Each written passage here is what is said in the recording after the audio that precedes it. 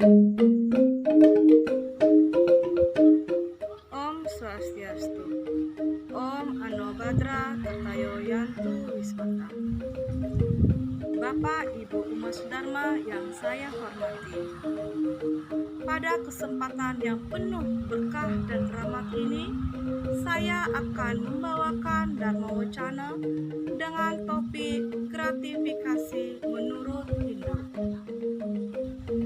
Dalam kehidupan manusia, agama Hindu memiliki konsep jenjang kehidupan yang tersusun secara sistematis dalam ajaran Catur Asrama. Catur Asrama adalah 4 jenjang kehidupan yang harus dijalani. Di tiap-tiap tingkatan ini, kehidupan manusia diwarnai oleh tugas dan kewajiban yang berbeda antara satu masa dengan masa lainnya, tetapi merupakan satu kesatuan yang tidak dipisahkan.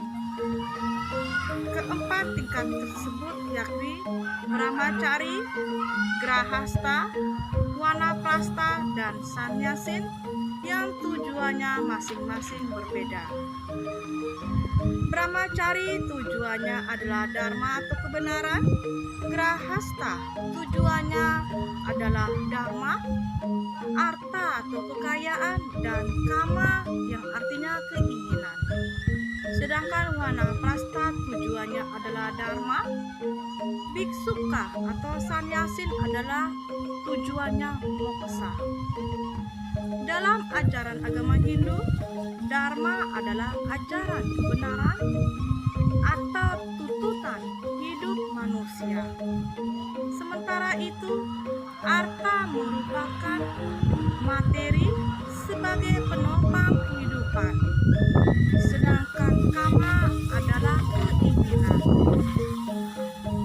Dan moksa bersatunya sang diri atau jiwatma dengan Paramatma atau Tuhan sebagai pencipta kita.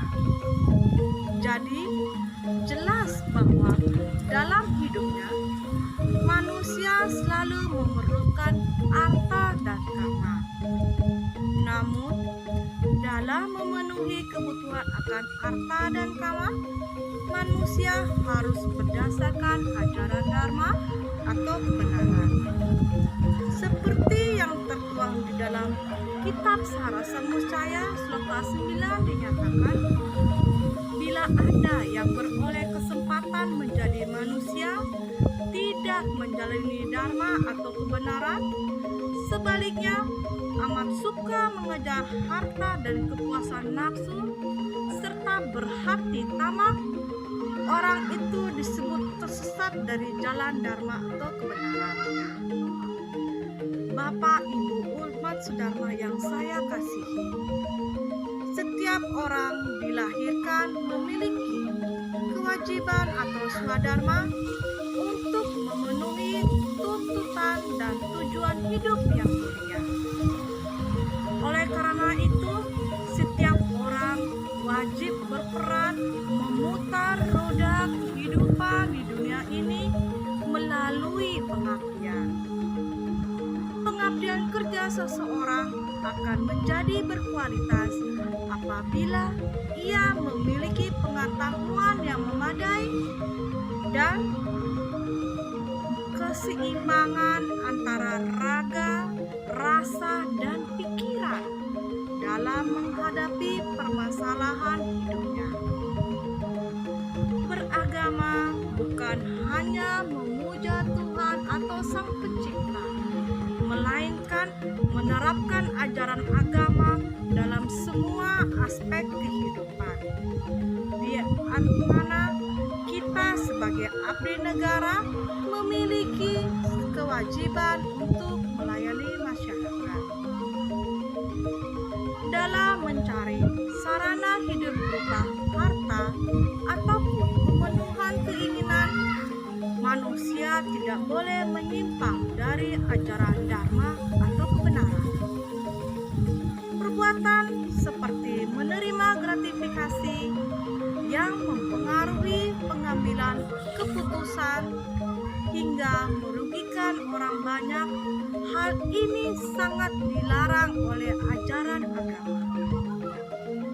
Seperti yang tertuang di dalam kitab Sarasa Musaya, Sloka 266, dinyatakan uang yang diperoleh dengan jalan jahat ataupun uang persembahan dari musuh, uang yang demikian hendaknya jangan diinginkan.